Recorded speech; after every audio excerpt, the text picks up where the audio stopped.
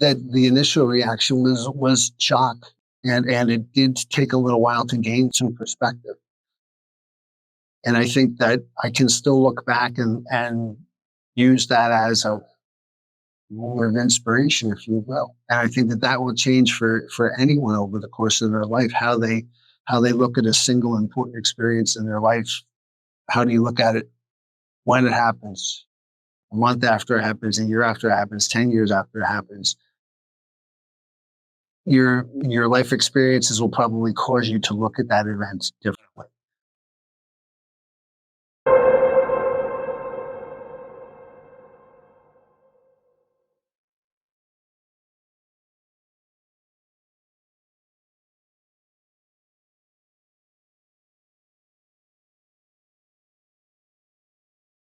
Hi, my name is Joe Geidel. I'm here in Montgomery, New York.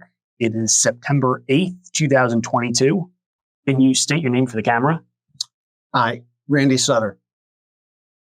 Hey, Randy, where are you from? I'm from the village of Montgomery originally, and now I live in the town of Montgomery. So Gotcha. I'm a lifelong resident. How do you think your home in the area, Montgomery, New York, how do you think that plays a role in your life? Growing up here was definitely a much more rural experience than it is now. A lot less people. There was no traffic light in the village when I grew up here in the '60s, and we spent an awful lot of time outside, and so that kind of became part of who I am, and I still spend an awful lot of time outdoors when I have the opportunity to. So I think that those were some things that started early in life and continues today. Sure. And are your parents originally from Montgomery? My mom is from Rome, New York. Oh, okay. Upstate. Yeah, upstate. That yes, and my dad was from Staten Island. Okay. And they met in all places, Oneonta, New York. Oh, okay. There you go. Yeah. So, reflecting on your past, how do you think your upbringing, childhood, has affected the trajectory of your life? I spent a fair amount of time, as I said, outdoors, and I liked looking at things,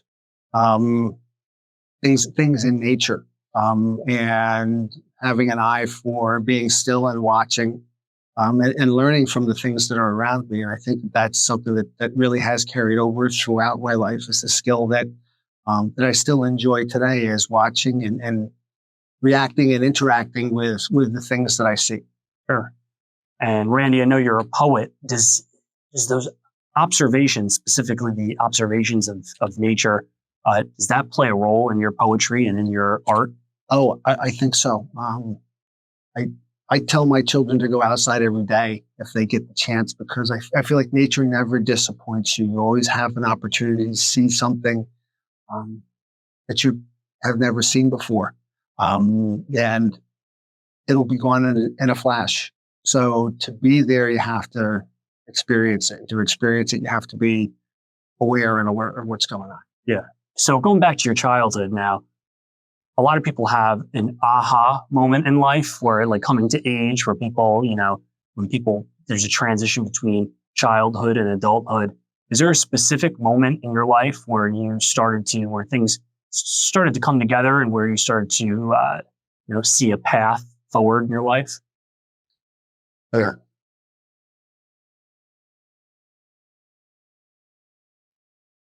I remember as an elementary school student, we were given the opportunity to mentor struggling readers.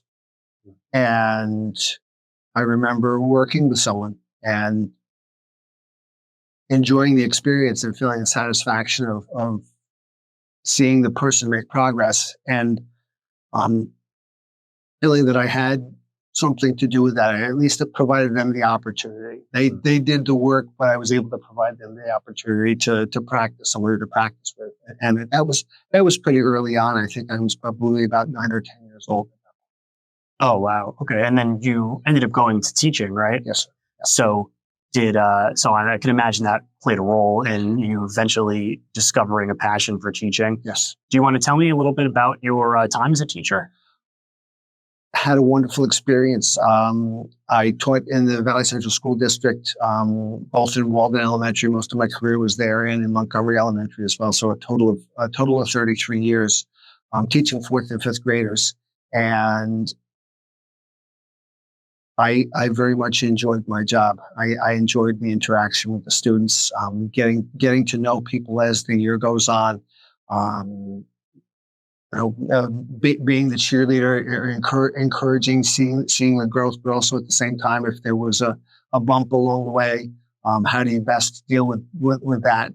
How do you turn that into a learning experience so that the person wants to continue on, whereas opposed to being discouraged? How do you encourage when something we perceive is not what we want to have happen, but we can still take something positive away from that, depending on how you look at it. And that was something that I hoped I was able to do as a teacher, was to provide both parts, the positive and how do you turn the challenge into a positive.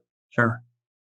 I'm going to ask you a large question here, a kind of a loaded question in your life. What gives your life meaning? The outdoors does is part of it. Being out in the woods for part of it, but also being outdoors in the sense of being out with people as well. I think that interaction with people helps to give life meaning. We bump up against people sometimes, but many times we have just terrific interactions with folks, and it can shape our days in ways that help us to grow. Sometimes it's not apparent when it happens. Sometimes we struggle with our interactions, and we have to reflect on it later on, but hopefully something comes out of that where you say, oh, that's what that meant, and you've learned from the experience. Yeah, we all have those learning experiences in life for sure. What are there regarding the outdoors? Is there any specific memories that you have that stand out when it comes to either hiking or going on an adventure, something that's along those lines? My dad was a biologist, a biology teacher, and he loved to hunt and fish. And when I spent a lot of time hunting and fishing with my father, and when we weren't doing that, he would often take the family on field trips to collect things for his class. So I learned an awful lot about identifying plants and trees and insects, and watching the names of finding the names of wild animals, and what are they doing here, what are they doing there. So I don't know if I've answered your question, but you have for sure. Those were just constant ongoing experiences. And as I said, in the village of Montgomery, there was so much less building, and my friends and I, whether you had a fishing pole or a BB gun, or you just went out and walked the trails or rode your bikes, we were outdoors all the time. Yeah. As you said, when you were younger, Montgomery was a more woodsy area, and it still is to a great extent.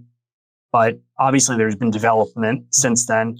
How does that development make you feel, and what are your thoughts on that?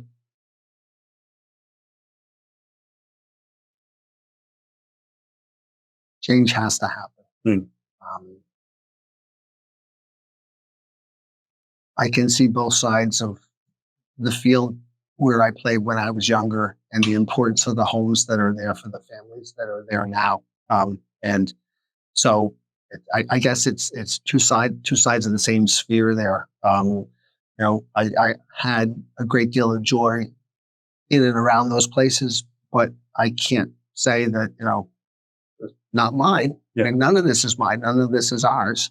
But to see other people enjoying, this is what they came to the area for. So I feel good for them. Good. Okay, great. So what are some challenges you've had in your life?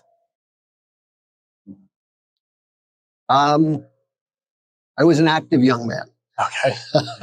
I was particularly early on. School was not always easy for me because I had trouble sitting still, and it did take a while for the patience and the dedication to develop to become a better student. Um, and those challenges followed me each time I made a progression in school. Is that as much as I thought I had learned certain lessons, I still had to continue to develop as a student. Um, I think that those challenges actually wound up having a positive effect when I became a teacher because when I saw the student that had trouble sitting still, I I understood. I think that I had an idea of what they were going through, and I had some tools in my toolbox because I experienced them, and um, I hoped that I was able to impart some of those things to some of the people that were wrestling with some of the things that I saw, that I remember from growing up. Sure. So, hmm. so experiences like that obviously bring you joy, and the outdoors bring you joy. It's something that obviously gives your life meaning and purpose. What else in your life gives you joy? My family has given me an awful lot of joy. I have my wife Jill, my two boys Corey and Jacob, and my daughter Bryn. Um, Spent an awful lot of time together. I just share my love of the outdoors with them. Through my wife, we spent a lot of time skiing during the winter time as well. So we spent an awful lot of time together as a family doing things, and many great memories from that, and continuing on today. Music still brings me a great joy. I had an older brother who fell in love with the music of Bob Dylan, and that was kind of my foot in the door to learn to first play six-string guitar. And since he already played guitar, it made sense for me not to do the same thing as him. So I learned to play the bass, and so that's something that I've done. I think I started when I was about 13 years old. So a number of decades. I'm still playing. I'm an active musician today. That's great. That's great. Oh, wow. So how would you describe your outlook on life then? My outlook on life. Yeah. Every day is a new day. There are opportunities that are always presented to us. There are lessons that always come to us, and it's up to us to manage our perspective, see how we can make the most out of those opportunities. Um, Try to be positive. Not always easy, but it's important to try to maintain that because um, we can affect change in the world through how we behave, and um, being positive is one of those ways that can affect change. I think. Sure. You talk about changing the world and being positive and how that it impacts the world. How do you feel about the state of the world as it is right now? What a great question. um, there's no doubt that it can feel quite overwhelming if you look at the big picture. I I I sometimes struggle with seeing everything that's happening. Um, but again, I think that it comes down to, you know, what am I able to manage?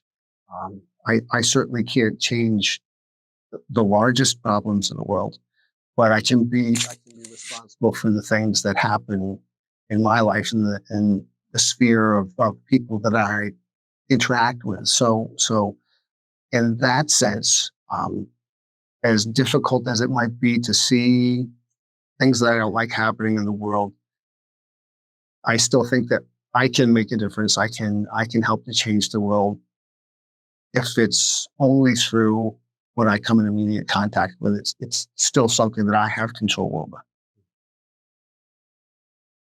Now, how do you feel personally about your own future?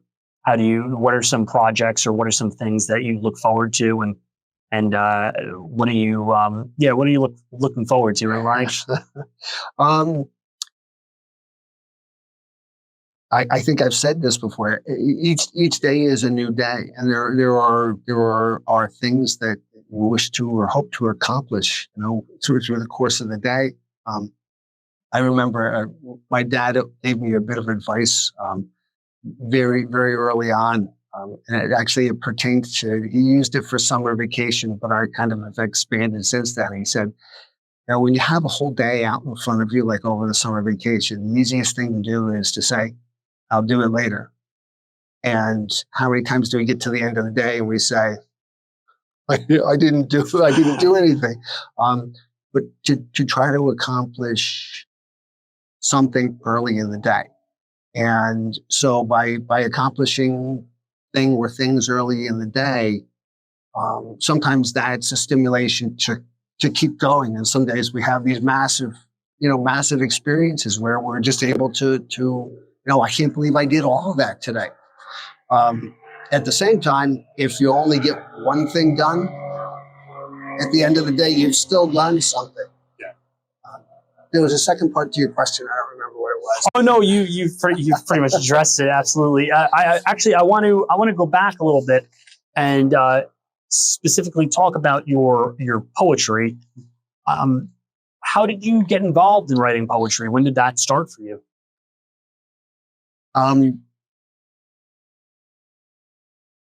Through teaching, that was always a section that we taught, regardless of their fourth or fifth grade. We always taught an appreciation of poetry, and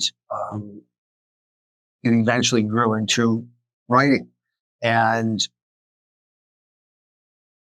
I felt that if I was going to ask my students to do something, the least I could do was provide an example that I did. So if they had an activity, I had an activity. And I didn't always share my work, but many times I did, just to, a kind of a check, I mean, there's students always say, teacher, how come you get to sit at your desk and watch us work when we work? And sometimes that was a kind of a community building, opportunity, is for me to say, this was the exercise, and here's what I produced. And so there was a give and take that went on. And I always felt that was something that was helpful and good in the classroom, and inspired by the kids, and hopefully I would inspire the students as well.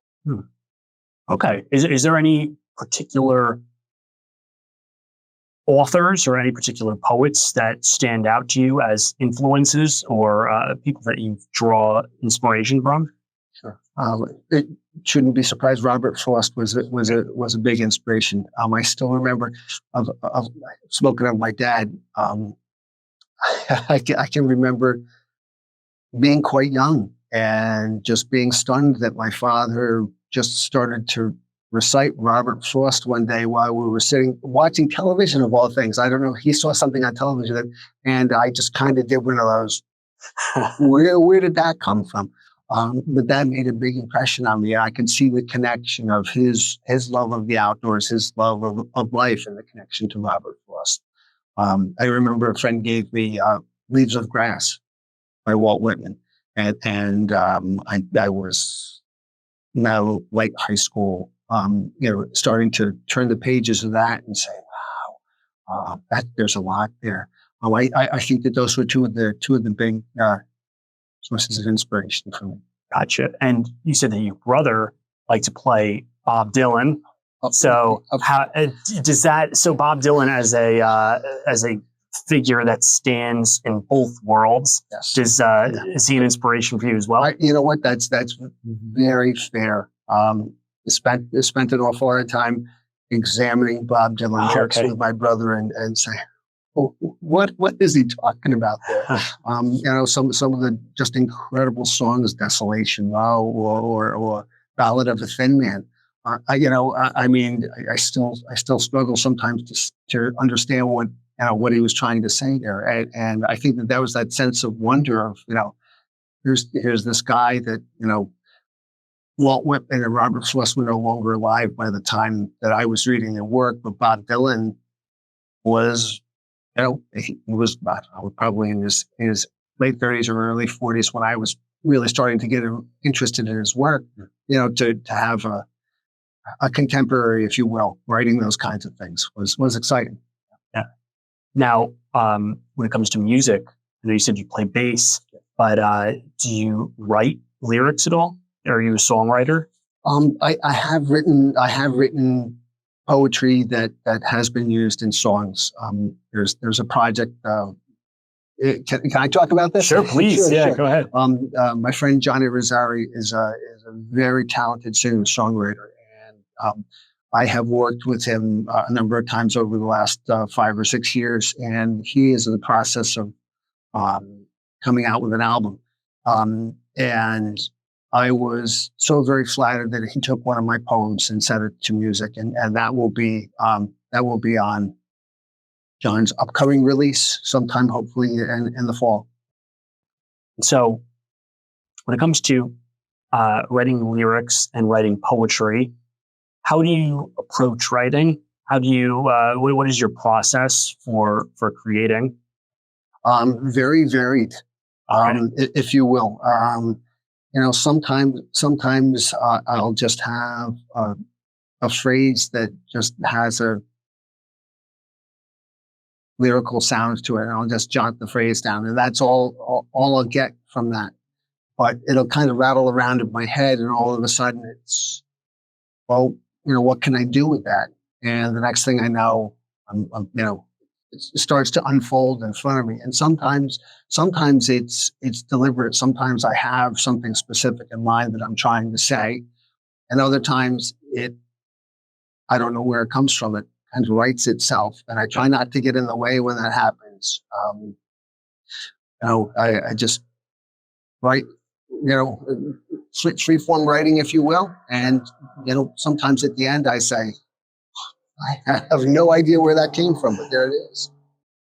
When it comes to creating, and especially when you're just saying when it comes to you, or when you're tinkering around with an idea, does it normally come in a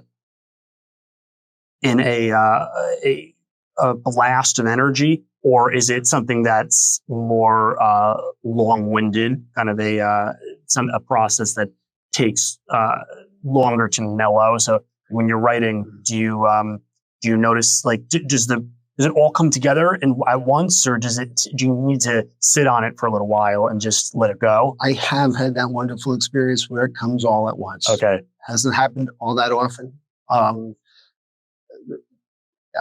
have a section in my notebook called false starts and spare parts. And sometimes that's my inspiration for, I'll start an idea and it doesn't seem to go anywhere. And I've learned that that's not a bad thing. I used to think early on, why can't I finish this? And there's that idea of being impatient, giving an idea a chance to mature.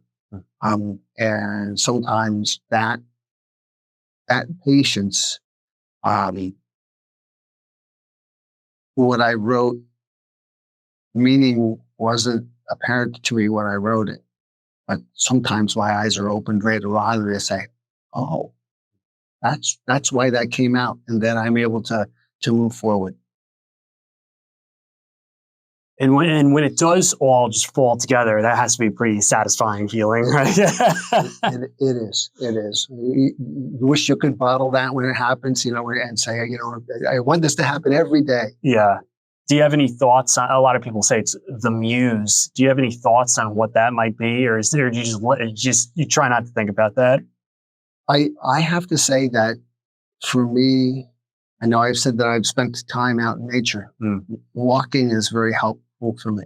And I am surprised how much writing I do on my cell phone, because I don't often carry a piece of paper and a pen with me. And there were times that I didn't think to write on my phone initially when I first had my phone, and I would be walking and I'm like, okay, I'll have to remember to write that down. It's only 3 miles back to the car, and I'd say the phrase over and over again. And by the time I got back to the car, I couldn't remember. But once I realized, just stop, sit down, and get my thumbs a little walk there, and I would say a lot of poets out there have spoken to this, that they believe the muse is something that is something on a spiritual level. Would you consider yourself a spiritual person? I would. Okay. I would. I like the idea of a muse and being visited by a muse. Can I accurately put it in words? I guess that's one of the things a poet does, doesn't it? Yeah. We've all heard that. I'm struggling to find an articulate way to say that. I appreciate that, and certainly it seems that way, especially when it comes out quickly in a blast, like you said, and all of a sudden it's there, and your hands can't move quickly enough to get the points down on the paper. That's brilliant when that happens. Yeah, for sure. And I know that from reading a lot of your work or hearing it when you at the poetry nights and poetry events, a lot of your work revolves around storytelling. How did that come together? And this is a two-parter, are there any particular moments, any particular stories that really brought that all together for you? I have always loved storytelling. I love my mom used to read to me at bedtime. Are my earliest memories. Folk music was big in the 1960s. I loved the stories that were told by folk singers. That was certainly a connection for me. As I became more patient as a learner, and I started to fall in love with reading, I spent an awful lot of time with the storybooks. I liked folk tales and fairy tales. As even as a high schooler, I appreciated the craftsmanship that went into telling a great story that wasn't tremendously long, but there were just very, very dense stories. There were layers upon layers, and as you looked at them, you got a chance to see all the different ways that you could look at some of the points that were being made. So I know that I have internalized that. It is important for me to be able to tell a story. I've learned that it doesn't always have to resolve. Sometimes wonderful stories don't have that resolution at the end, and they're left for the reader to make some decisions, or the listener to make some decisions. And I hope that that's some of the work that I try to do. I leave that up to you. Sure. Yeah. And speaking of these great works that really make you, think and, extrapolate on the meaning and where things are going, is there any particular pieces of literature that stand out for you as influences? I know I spent an awful lot of time. I was a big fan of Tolkien, of C.S. Lewis. I've reading their works multiple times. And that may not be apparent in the things that I write now, but such memorable characters, classic storylines, but they had their own spin on them.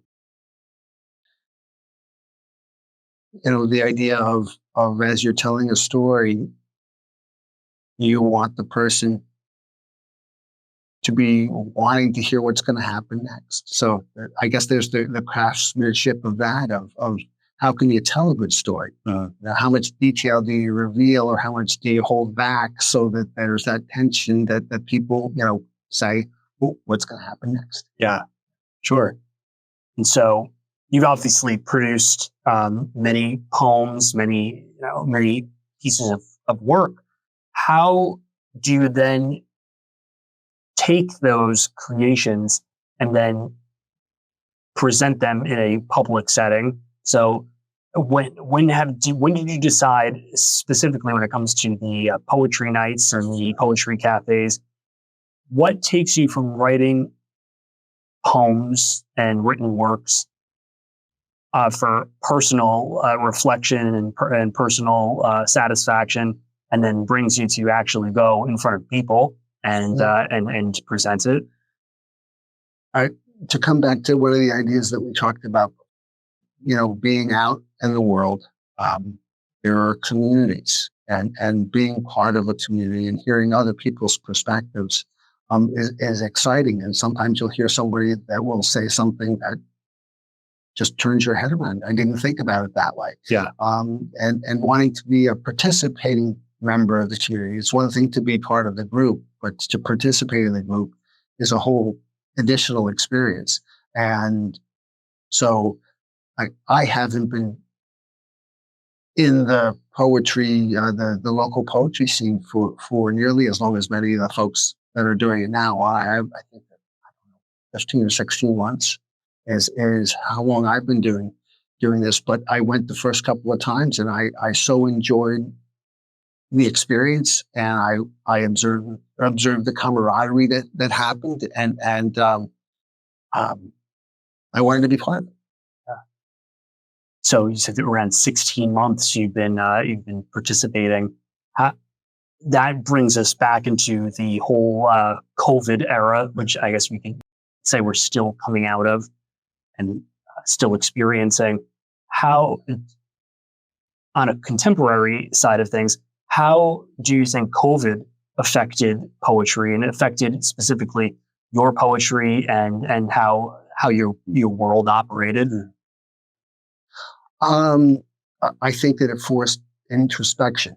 You had to spend time alone, and when that happened, an appreciation for the things that we no longer had, possibly a new appreciation for the way life was at the time, because being closed in and you had limited choices and limited options, there's your idea of your choice to how are you going to deal with that time?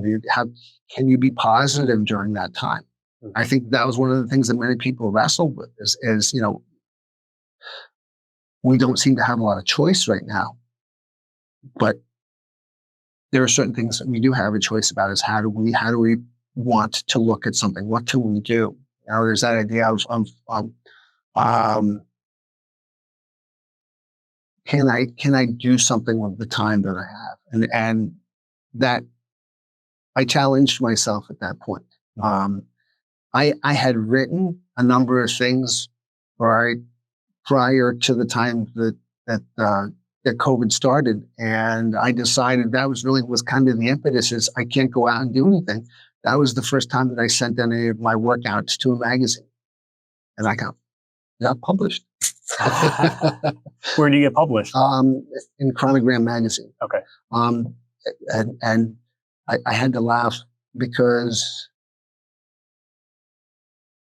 the first time that I was published in Chronogram was the first time that during the pandemic they didn't put the physical copy of the magazine. So it's available online if you want to see it online. It's out there. But the first two times they didn't have a physical copy, and so I was thrilled to be included, and